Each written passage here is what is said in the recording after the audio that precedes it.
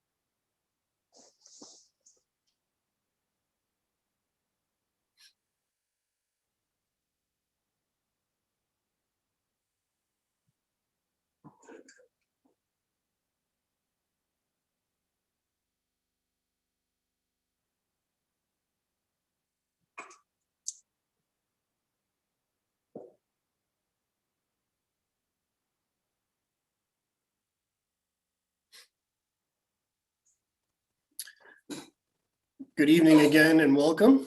For those of you just joining, my name is Dan Ayer and I am Director of 20th Century Design for Skinner Inc., one of the nation's leading auction houses.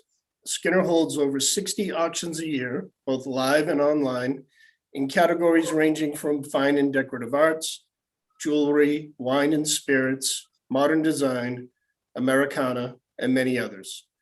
In addition, we also provide appraisal services. Thank you all for joining us for Skinner's Boston Design Week 2021 event, Land Shape, Design for Outdoor Spaces. A few housekeeping notes before we begin. On your Zoom screen, you'll see some controls. There's a green bar at the top center of the screen to control your display options. And a black band along the lower part of the screen will display audio settings and the Q&A graphic. Click on it to open for a window where you can type a question for our speakers tonight. We look forward to lively Q&A at the conclusion of this Zoominar. Tonight, I have joining us Kathleen Leland, Specialist, Modern and Contemporary Art, Chris Barber, Deputy Director of Americana, and myself. We're going to walk through some examples of outdoor space and landscape design elements available at auction. Just going to switch over to PowerPoint.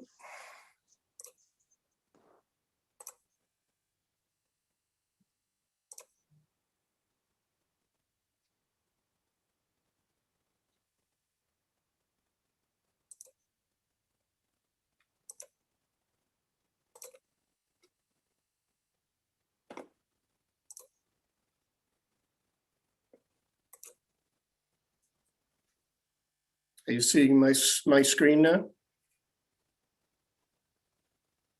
No. Okay.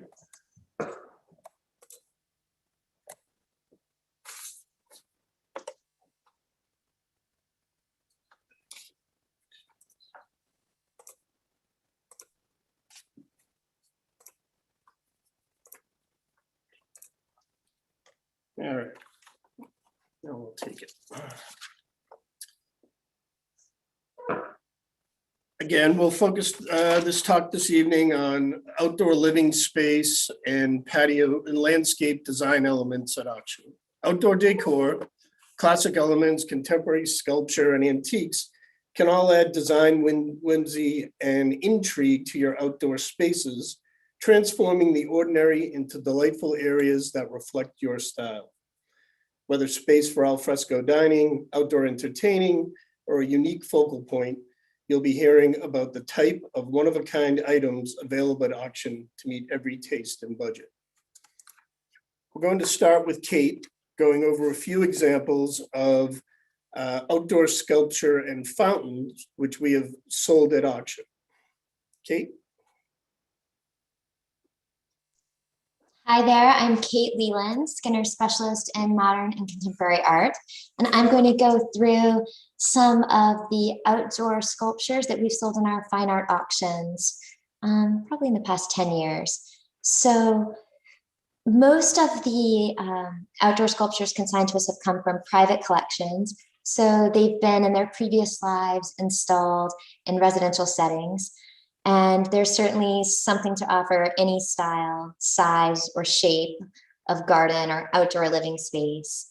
On the screen now, on the left, is a sculpture by Arnaldo Pomodoro, an Italian post-war artist who's still living today in Milan and working. He created, most of his works are similar in shape to this, these orbs of different sizes. This one is about 2.5 feet in diameter. They are sometimes much larger than this, but what they share is this burnished, polished, shiny bronze exterior, and then these lacerations into a corroded kind of rough interior. So setting up this distinction between the delicate, shiny, beautiful exterior and the rough interior. He studied first goldsmithing. So he then put this, his skills of intricate detail of jewelry into these large scale sculptures. This is a slightly smaller scale and some are larger. Despite their delicate exterior, he really meant for them to be installed in an outdoor setting. In a 1974 interview, he explained, "I like to see people lean their bicycles on the sculptures and pigeons come to rest to see them humanized." The sculpture on the right is by David Hayes, a Connecticut sculptor. And much like Pomodoro, most of his sculptures were meant for an outdoor setting. They're painted steel, so kind of a rougher look to them, although he intended the paint to be very matte and to look pristine. You can see this one did have, because they're usually installed outdoors, it had some condition issues with the paint being chipped off. And though the artist is deceased, his sons still take a very active role in maintaining his legacy. They have a sculpture garden that you can visit in Connecticut at his studio. And they were quick to, we always contact them if we get a work by him, and they're quick to make sure that we tell any buyers that they're happy to repaint it to their father's specifications, should the consignor wish. And they're very easy to work with. And many artists, especially contemporary ones, and ones working in the, let's say, the mid 20th century through to today, who worked in this outdoor sculpture, have left specific instructions on how their work should be conserved or maintained. So like Alexander Calder, like David Hayes, left very specific paint colors and types of paint to be used to maintain his sculptures. Kleis Oldenburg, who makes very large monumental scale kind of whimsical artworks, he likes them to look pristine, but also intends for people to be able to climb on them, touch them, move around them. So that's easiest for a museum to maintain, who has conservators on staff to take care of them. Harder in a private setting, But there are other sculptures where, like Pomodoro's work, where the artist does intend for them to get kind of a patina from an outdoor setting, and part of those things that can happen to it become part of the sculpture. We can move on, Dan, to the next slide. So these are two works where that is definitely the case. These are very large sculptures. The largest we've sold, I think, the one on the left is by Berto Lardera, an Italian artist who lived and worked in France, and the one on the right by a contemporary American sculptor named Mark Wallace. And the Lardera is 7.5 feet tall, and the Mark Wallace is 8.25 feet tall, so pretty large. When we sold the Lardera, while we bring most of the works pre-COVID, we brought most of the artworks, all of the artworks, into Boston for display in our gallery there from our Marlborough warehouse, and install them there and have gallery style previews.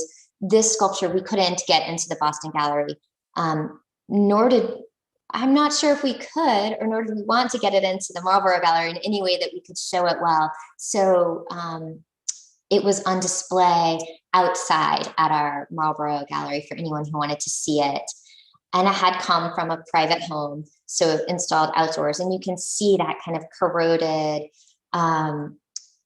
it was welded iron sheet metal, and that's part of the work. Most of Lardera's works are in France and in outdoor settings, in sculpture gardens and people's gardens at their homes. The sculpture on the right is kinetic, so it moves, and Mark Wallace works typically in that form. He also makes outdoor furniture. All of his works are meant for outdoor settings, whether they be furniture, garden sculpture, or these huge kinetic sculptures. And this one also is made of steel that was meant to have this corroded look. I don't know if this is made of Corten steel, but if we turn to the next slide, there's a work by Clement Meadway.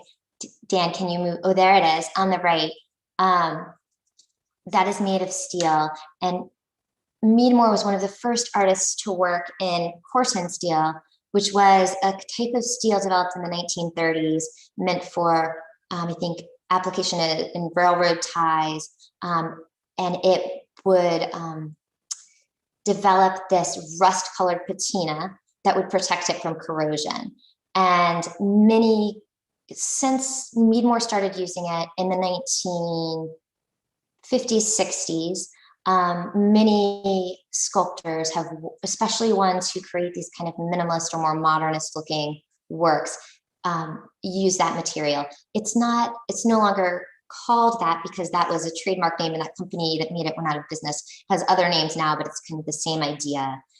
This Meadmore was an Australian artist who lived and worked in New York City.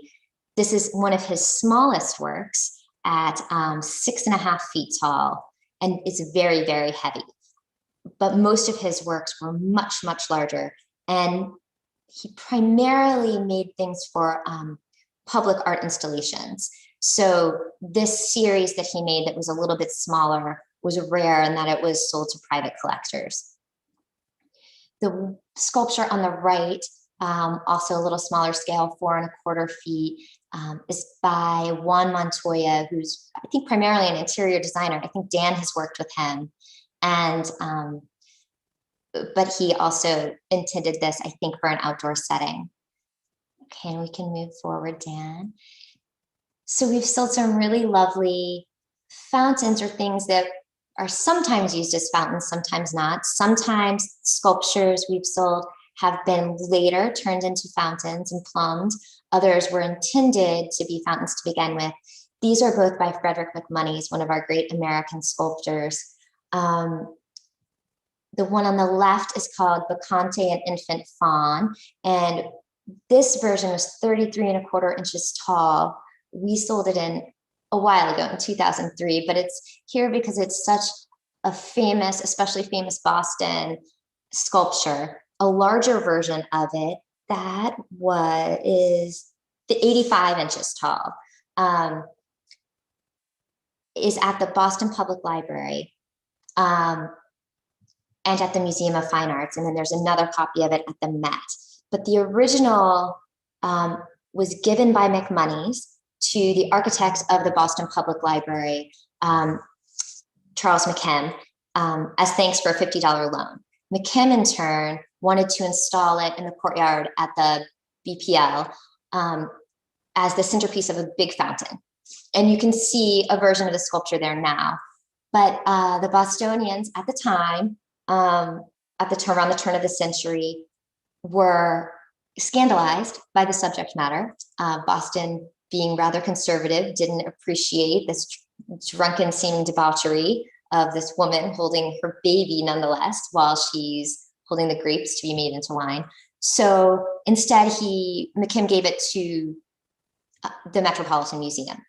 In the 1990s, when the city of Boston was renovating the McKim building, they made a copy of the MFA's cast of this sculpture and installed it where it was meant to be, where McKim meant it to be, in the fountain. So if you go to the BPL today, you can see it there, but that is a casting from the 1990s of the MFA's version. You can also see it on view at the MFA in their American wing. The sculpture on the right, also by McMonnies, is plumbed as a fountain itself. And I think that the water comes, I think the water comes out of the fish at the bottom, but I'm not sure. Do you know, Chris? No. But we have another sculpture coming up that I actually have behind me here, this little tiny sculpture by Edward Berge that's also plumbed as a fountain. And we don't know if it was originally meant to be a fountain or later plumbed as one. Sometimes Berge primarily made garden sculpture. He was a French sculptor, and he sometimes plumbed them, sometimes didn't. But this little one, the water comes out of these little frogs that are down here and squirts up onto the figure. Very adorable. You can see and these are two more fountains by Mathurin Moreau on the left, a French artist, and this one by the turtle by Riccardo Ponzanelli, an Italian artist, both smaller in scale, also really lovely. You can see on all of these fountains, they have a good deal of that green patina, which is really verdigris, kind of an oxidation aging of the bronze that happens from the elements. You can prevent that from happening. Oh, and also on these stunners. These are really beautiful, pretty large Great Danes, I think life-size, by Anna Hyatt Huntington. She was another one of our great American sculptors. She made these early in her career, around the turn of the century in France. And we think that these were displayed at the Paris Salon in the early 1900s. We can't be sure. There were two Great Danes at first, so we don't know if she made more than one cast. This is the only one anyone knows about, so likely this exact one. Now in the collection of the Museum of Fine Arts in Boston, these also have that green verdigris on them. And you can prevent that if from the beginning of their life they had been washed and carefully with like a gentle detergent kind of every 2 or 3 months, and then a wax applied every 18 to 24 months. You can prevent that from happening. But I think it really kind of adds to their beauty and shows their age and works well in an older English garden setting. Maybe if you had a more contemporary garden, you wouldn't want that. But if you go to the MFA, there are these huge baby heads by the Fenway, the entrance on the fens to the MFA, and those they do wax and protect very carefully. So most of the sculptures outside of the MFA don't have this green verdigris on them. So that can be prevented, but I'm not sure if anyone wants to do that with these. And I think that that's it, right, Dan? So maybe I'm going to pass it over now to Chris Barber, the Deputy Director of our Americana Department. Hi, everyone. I'll pick up on something Kate said right at the end there, and thanks to all of you for coming, for attending. I'll pick up on something Kate said right at the end there with a very knowing pause. She said, but with regard to protecting the surfaces on some of these sculptures, in the Americana department, most of our clients really prefer that something is the way that it always has been, is the way that it has aged over time or adapted to weather or other environmental conditions. And we can start off with these iron gates. There's a couple on this slide and then one on the next slide, used for a variety of purposes. The ones on the left there are late 19th century gates, originally installed, we think, at a Jewish society in Harlem, New York, collected by a man who collected by a woman who collected American folk art and was Jewish herself. So these sort of made sense for her to have. You can't see it quite in the picture, but there is Hebrew in the arched part of the gates there. They're about 57 inches high, and that is 2 doors, so they swing from the edges. You can see the pintles that they hang on. These are the kind of gates that would have been at the entrance to the society's building, perhaps attached to a granite wall, a granite post. They sold. I will say one thing that runs through this particular presentation from the Americana standpoint is most of these things are, generally speaking, relatively affordable. They take a little bit of creativity, of course, to figure out where to use. They don't always hang on the wall easily. A lot of things made for outdoors were, generally speaking, made of cast iron or other heavy metals meant to stand up to weather. So they tend to be hard to move and display. But if you have the time and the wherewithal, they can usually be had for a pretty good bargain. These ones on that pair on the left, just about $1,000, a little more than $1,000 in the sale a couple years ago. The gate on the right, you can maybe see, and if I squint closely enough, I can see too. It says R.H. Parker there in the arch. But what's important about this particular gate with regard to its use is the iconography there showing a willow tree. This is the kind of gate that would have been used at maybe the entrance to a family funerary plot, maybe the Parker family plot, or perhaps R.H. Parker, who we were unable to encounter a great deal of information about, was a person who warranted a large funerary plot all on his own. On the next slide, we have Captain Henry Phelps's gate. Again, a single door gate with pintles on the side. This is more likely a decorative gate meant for entrance to a private home. Again, Captain Henry Phelps, we think, was from Massachusetts, although we couldn't exactly nail down which Henry Phelps, it being a relatively common name. But this is the kind of gate that he would have ordered to hang between 2 probably massive granite posts on the entrance to his private residence. You could picture this somewhere in Newburyport or on Nantucket, somewhere in some urban setting on a small plot of land with a Greek revival house. It would look perfect there. Likewise, these pieces of these, I guess we call them gate finials of horses in the lower right corner there are the kind of, there may be an exception to the rule here. These have likely been inside for a long time, but these would have been found on the top of probably iron posts, gate posts, in their original or very early red paint. The owners probably would have had a desire to have them be painted for a pop of color along the front yard, and they probably came inside sometime in the late 19th or early 20th century and have been seen as art objects, which many of these things often do. They are made by skilled artisans, after all, in very similar ways to a lot of the ways that some of the sculpture that Kate showed was made. These actually brought some good money, again, because people want to see how they were originally. They were red painted and had wonderful surface, and collectors coveted that particular aspect of them.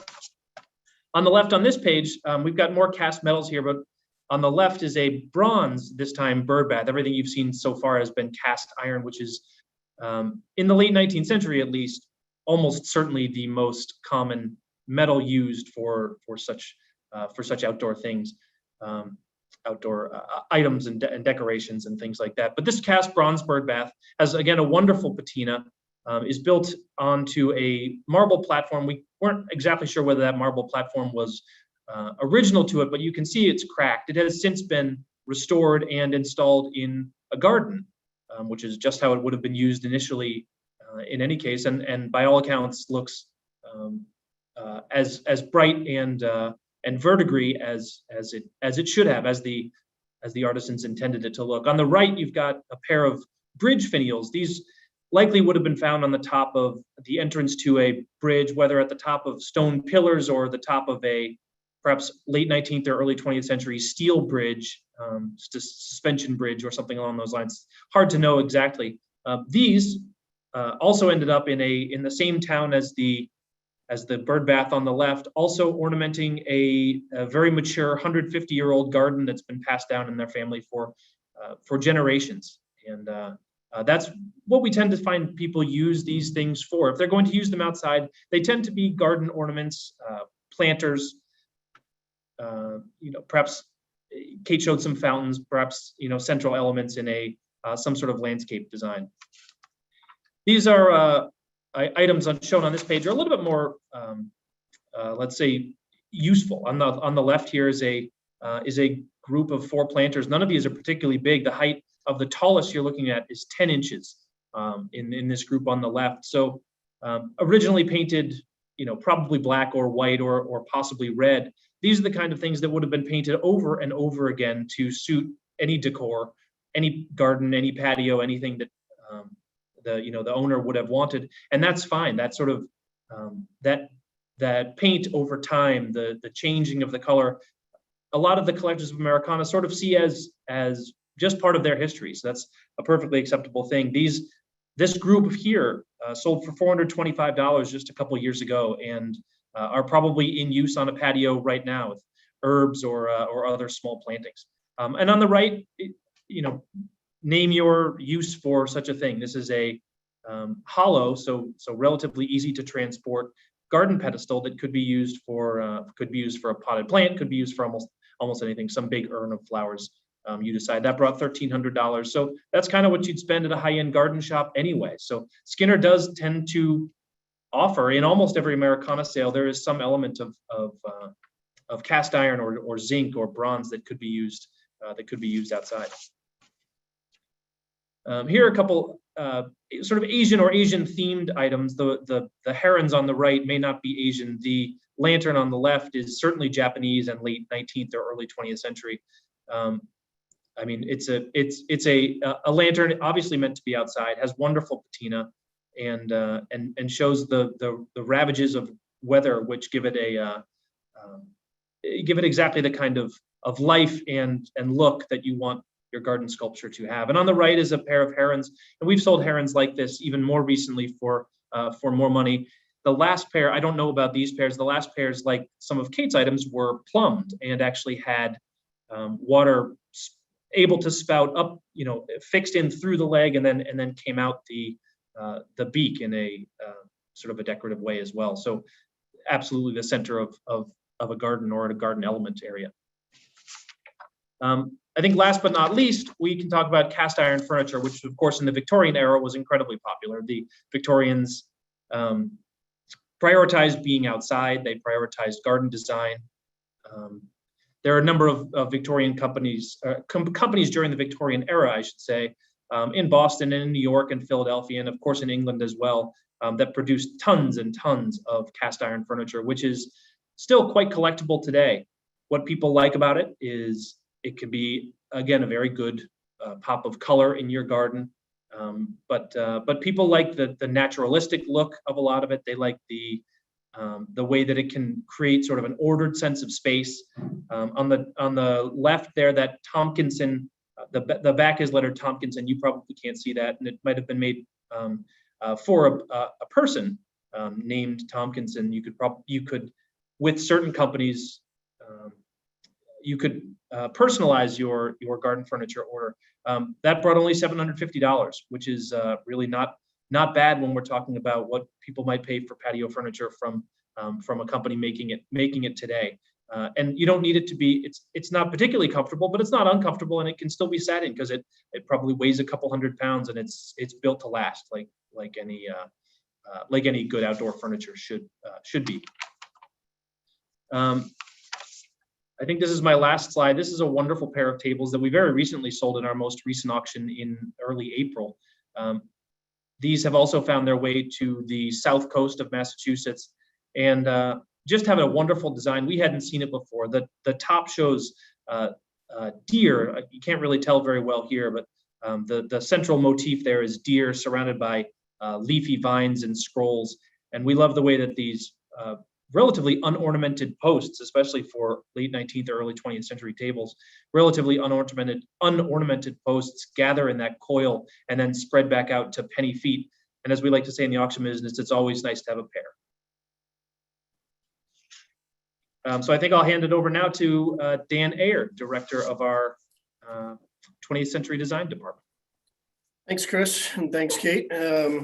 So I'll bring up some examples here of mid-century patio furniture that we've sold in the recent past. Russell Woodard is like synonymous with mid-century outdoor furniture. These two sets, the set on the left came up in 2020, just last year. Good condition with a, in this case, it came, we believe, with an applied patina. And I believe this set brought in the $1,500 range. There's an earlier wire set below, echoes of Bertoia.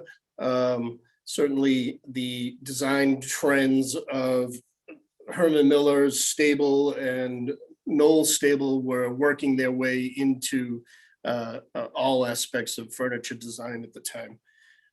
This set on the right, we sold for $1,200 in 2015. So, as Chris had alluded to earlier, you're talking 5 chairs and a table in the $1,200 range, and you get yourself something consistent with your design motif, which is period correct. The next two pieces are from Salterini. John Salterini was another mid-century American outdoor furniture designer. I love the pair on the right, these wicker chairs and the flower blossom design. And in this case, we attributed those to Santorini based on the chair base. And you can see the base on the left and the base on the right, and very similar construction. So we had some confidence that these were designed by Salterini as well. The chairs on the left are from his Radar line. These were also late 50s into the 60s, kind of coming out of that space age, space race, filtered out into furniture design. Amazingly, the 2 pedal chairs sold for $600 in 2014, and the 2 chairs on the table for $400 in 2017.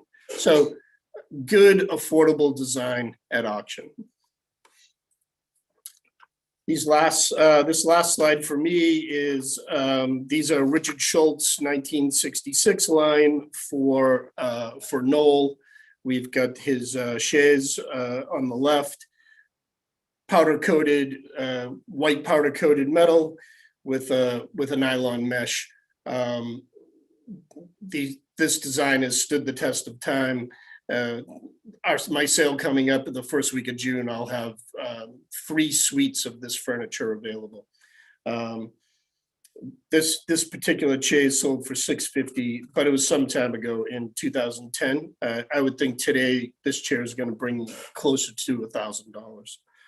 And the pedal end table on the right, also a great design with the 8 walnut wooden pedals on the multi-pronged 8-prong base, all with powder-coated white paint. And in 2017, this particular table brought $700. So I think between those are probably your 3, iconic designers of outdoor furniture for mid-century. I look to Woodard, Salterini, and Richard Schultz. So we do have a few other highlights. I alluded to a couple that I have coming up. Kate's probably next on deck with as far as her sale goes. She's already talked about the frog baby behind her. And then she's got this great cat that she wants to talk about. Yes, we have these two both coming up May 21st at auction in our American and European works of art sale. The Frog Baby by Edward Berge on the left is, I really do love. It's right behind me. It's very sweet. Like I said, it's plumbed as a fountain and the water comes out of the little frogs near her feet. That the estimate on that is 3,000 to 5,000. I expect it will do right in there. It does have that great verdigris, some oxidation from being used as a fountain. But I think that's what you would want with this. The other one, the tiger, is really big. It's, I would say, life size, 32 inches tall and very long, maybe 5 feet long, weighs 210 pounds. It was inside someone's home, but we think it's meant to be outside, an outdoor sculpture. So it doesn't have any of that verdigris. It's polished. It's really good condition. Its estimate is also 3,000 to 5,000, and we hope someone likes that as well. Great. So in addition to the suites of Schultz furniture I mentioned, I do have a pair of these great Fabio Novembre Dryad Nemo chairs. Literally, you're sitting in a giant face, injection molded plastic. I first saw them at night at the consignor's house around the pool, and they offer quite a haunting feeling when you see them looking at you from afar. I've also got a number of Carrere Art Deco sunburst sets with bistro tables. So in line with kind of the outdoor dining movement, which we're all kind of hoping, some of us at least are hoping is here to stay. These would make great little sets either for your home or for a restaurant owner to set up their outdoor cafe space. I think we have 5 or 6 sets of two chairs and a table, and then one large set of 4 chairs with a large table with a glass top. So if you've seen anything here in this presentation that you're interested in and you want to know about prior to our sales, you can use this lot alert function on our website, and you just enter some keywords and we'll send you an email when something of your interest is coming up in a future sale. So I think that brings us to our contact us information. Easiest to start at info@skinnerinc.com. Your email your question or your inquiry will find its way to the relevant specialist, and or you can call us on our main line here and be connected. So this concludes our presentation. We're going to move to Q&A. I'm going to drop off from sharing my screen now. And I think, Kate, are you moderating questions? I am, yes. And we have a few, but there is a Q&A button at the bottom of your screen. So please do use that, and we're happy to answer any questions. I think we also have some hands raised, and I think that maybe we'll do the written questions first and then go to those hands if you don't mind. So one question, I don't know if Dan or Chris can answer this. Does the cast iron, I think they mean on the garden furniture, does it rust? I'll speak first to that. The answer is yes. You can't. Most cast iron was painted originally, which would have been a rust deterrent, but over the course of many years, that paint wears off, and unless it gets revitalized, the cast iron does tend to rust. Any water that gets to iron, as we all know, you can't stop that chemical process. That being said, that's not necessarily a bad thing. Sometimes people like the way that the rust looks, or they like the way that the rust runs over the paint that exists, and it can be part of the aesthetic charm of the item as well. So the answer is yes, it does rust, but But at least within the rubric of Americana, that's okay. Yeah. And if you would like to keep them pristine, it becomes one of your spring to-do list items, right? You take the wire brush to the chairs and you hit them with some paint and you keep them fresh. Okay, so our next question is, I think for Dan, what color is the trim on the white chairs that are coming up in your So I set? have three groups. One group is going to be in need of restoration, and those will probably be offered in our June interiors sale. So those will be offered at a very competitive estimate. I presume they will be sold for a reasonable price, but there'll be a little bit of a project. You know, you'll have to take them, or if you've got the ability, do it yourself, and have them repowder coated and probably remeshed. The other two sets that will be in the sale in June, one set is in white and the other set is in gray. Okay, great. And another question is, can we see the pieces? And I'm going to answer that and say that yes, you can see. And I think you're asking about the ones in the 20th century design auction, and you can see those, but not right now. I think they'll be, when do you think, Dan, that those images will be ready and up online? So the sale opens online on June 8th. So we're going to be shooting for the first week of June to get the online catalog up and online. And then we'll start previews by appointment out here in Marlborough shortly thereafter. Yes, and please do come in person to preview. We would love to have you. Any idea at what estimate the Nemo chairs will be? Let me look real quick. So you can go to the next question. Okay, I'm going to go to the next one. And the question is a comment that I didn't mention any prices. And yes, I can do that. And I'm sorry that I didn't. So the first artist was Arnaldo Pomodoro. And that was the highest, fetched the highest amount at auction. It was that orb, if you remember, that was kind of cut into. And that fetched $468,000 in 2010. So a while ago, I would expect it would do about the same now, if not maybe a little better.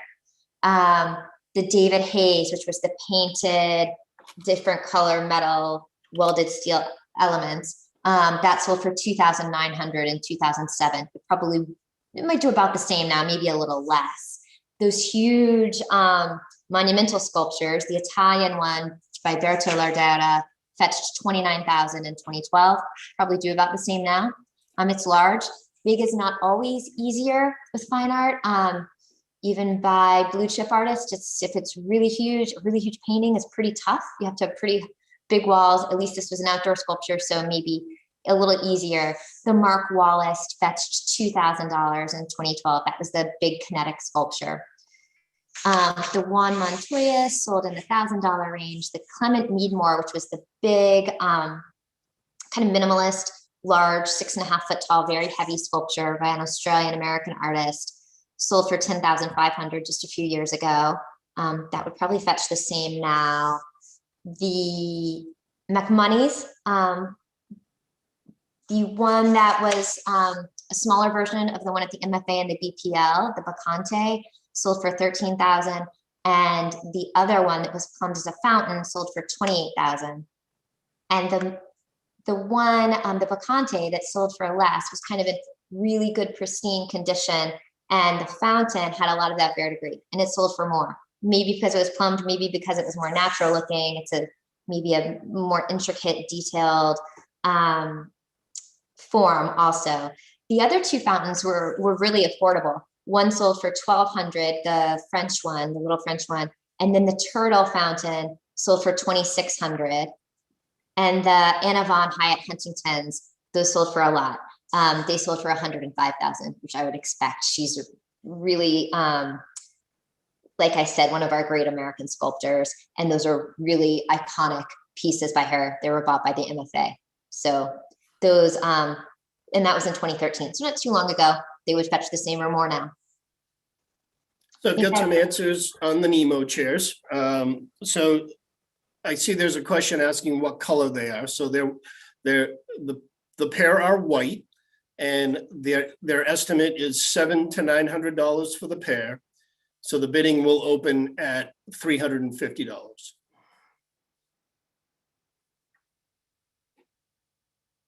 Oh, you're Dan, on. back to you. Do Oh, you sorry. ever get outdoor furniture and or art objects that are craftsmen or arts and crafts in design? We do. Oh. And Dan can Yep. answer. Sure. Certainly indoor furniture for arts and crafts. I do not recall any outdoor furniture from the likes of Stickley or Limbert or Roycroft. The majority of those were I do think Stickley did have a wicker line, but I think of that more as maybe screened porch, maybe not outdoor furniture. We will have a few pieces of arts and crafts in the upcoming sale, not outdoor, indoor furniture, and some great fireplace andirons as well. Right now attributed to Roycroft. We're doing a little homework to make sure those were in fact made at the Roycroft shops in Aurora. Okay, Dan, what is that large thing behind you? And this- is it for outdoors? Yep, this is actually a Claude Conover ceramic vase, if you will. I would not put it outdoors. This is certainly Claude Conover is known for his large, monumental sized studio pottery. And this is a great example, 22 inches high. This piece is in at $6,000 to $8,000. Give me a look at the mark. So this is a big pot. And here's his mark. Okay, so the next question is, what is the estimate on the frog babies and their height? The frog baby is 3,000 to 5,000, and its height is 17¼ inches. And it's really nice, it's right there. What about rustic weather vanes, Chris? That's the question.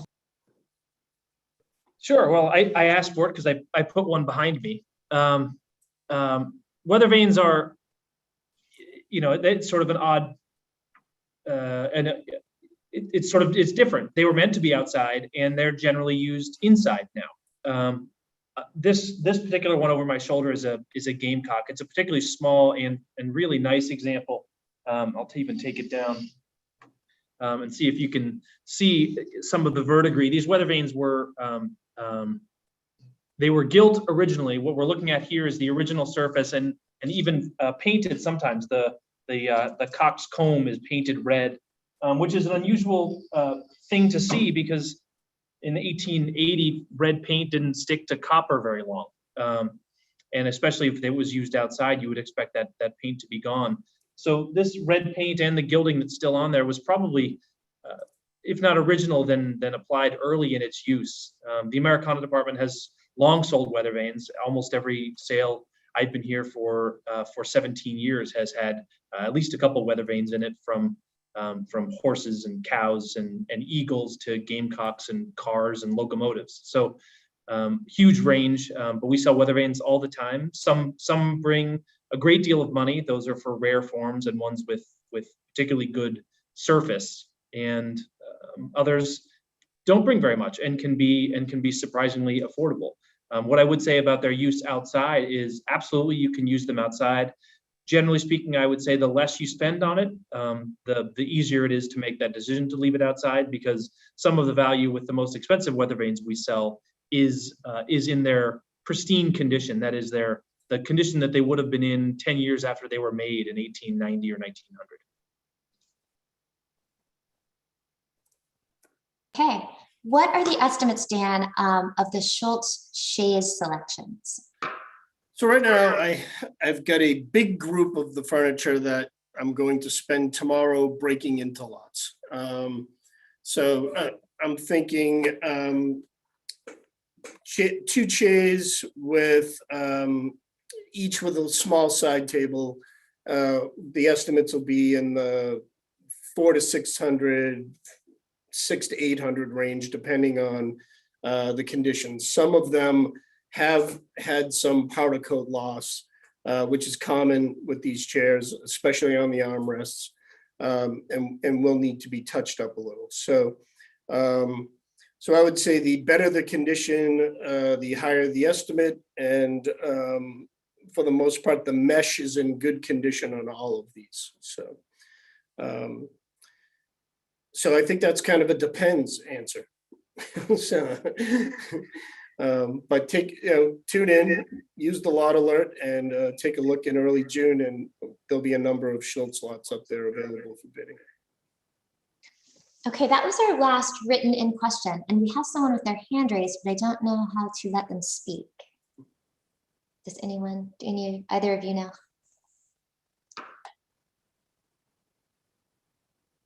I don't, but Terry Eastman would like to know if the Gamecock weather vane behind you to sell, what would you expect it to sell for? So our estimate, and I didn't talk about any of my upcoming sales. The next Americana sale is in August. This Gamecock weather vane will be a part of that sale. The estimate is, I think, on the relatively conservative side at $1,500 to $2,500. It wouldn't surprise me, just because of its size and good condition, if it did a little bit more like 3,000 or 4,000. I would expect it to bring somewhere in that range, despite the lower estimate.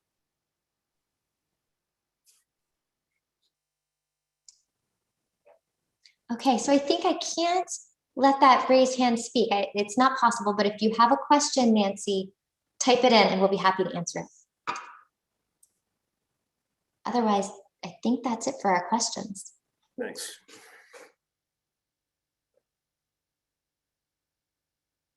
Yeah, we'll give Nancy a couple seconds, see if she wants to get it in.